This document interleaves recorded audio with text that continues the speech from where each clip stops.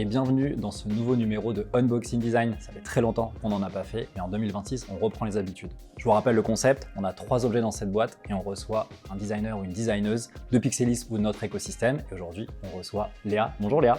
Bonjour Loïc. Léa, il y a une règle dans ce Unboxing Design, on commence toujours par la définition du design. C'est quoi, toi, ta définition du design ? Alors le design pour moi c'est d'abord une intention, donc c'est le mot qu'on appelle dessin avec EIN. C'est pour ça que le design c'est un acte politique, on design les choses avec une intention dedans, c'est pour ça qu'il y a des actions qui sont permises, améliorées par le design, mais aussi des actions qui sont empêchées ou restreintes.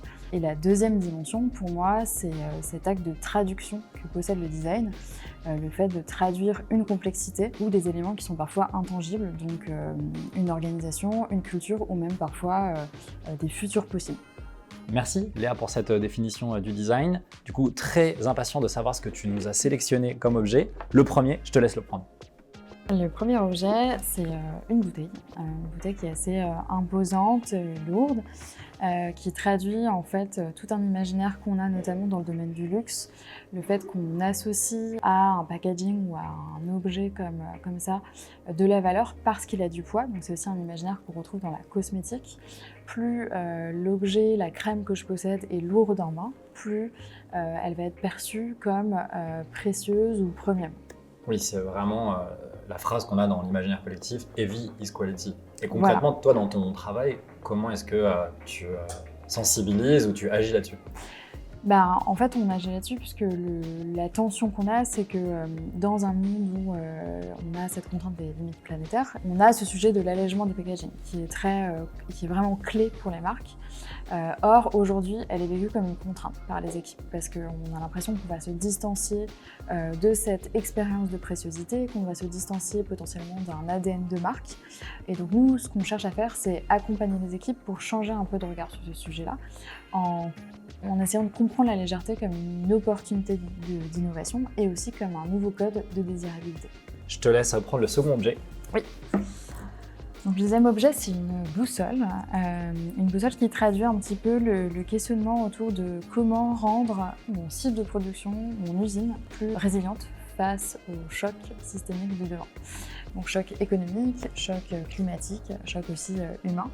Donc ce qu'on travaille en fait, c'est cette notion d'usine vivante, donc le fait qu'un site de production, il existe au sein d'un territoire avec des différentes parties prenantes sur son territoire et l'objectif c'est vraiment d'assurer la santé commune de toutes ces parties prenantes et dans ces parties prenantes, il y a évidemment aussi ce qu'on appelle le vivant non humain, donc la biodiversité, la faune et la flore. Et en fait, ce modèle-là, il nous permet de penser les choses de manière commune, holistique, pour ne pas penser à un site de production uniquement que comme un bâtiment et que comme un système économique. Ok, très clair, mais du coup, pourquoi la boussole ? Oui, tout simplement parce qu'on ne devient pas résilient du jour au lendemain. Dans cette notion de résilience, on s'inspire des principes issus du régénératif. Le régénératif, c'est un mot qui est assez galvaudé aujourd'hui, notamment parce qu'il a plein de domaines d'application différents, l'urbanisme, le design, l'architecture, mais aussi les sciences du vivant. Et les principes du régénératif, c'est vraiment l'idée de contribuer positivement et pas seulement réduire ses impacts. Et ça se fait pas en un jour. Selon l'activité de mon site, selon sa localisation, je vais avoir un chemin justement qui va être différent, des étapes qui sont différentes. Et c'est ça qu'on est en train d'explorer avec ce client-là, d'outiller et d'accompagner les équipes sur les étapes de ce chemin et identifier où ils en sont et comment ils peuvent agir demain. Oui, alors c'est pour ça du coup qu'on parle plus souvent de visée générative, d'où la métaphore de la boussole. Exactement. On adore. Je te laisse prendre le dernier objet. Oui. Et je crois que cet objet est un prétexte pour nous parler de design fiction. Tout à fait. Donc le design fiction, c'est une méthodologie qui est issue de la prospective, qui utilise le design pour incarner des futurs possibles, probables, plus ou moins souhaitables. Et l'objectif de cette méthodologie, c'est de pouvoir poser un débat sur la table. C'est d'abord ça. C'est tout le rôle de cet artefact qui, en l'occurrence, est une initiative qui a vraiment existé, qui a été lancée par le collectif qui s'appelle le Yes Men au moment de la guerre en Irak, pour justement faire croire à New York, ça a été distribué à plein de passants dans la rue, que la guerre en Irak était terminée. Évidemment, le but, c'est de créer du débat, de remettre le sujet sur la table. Nous, la manière dont on l'utilise, c'est justement pour cette capacité de projection et d'incarnation de futur probable, souhaitable ou pas pour nos clients. Et donc ça s'incarne sous des formes d'ateliers ou d'immersion bien précises.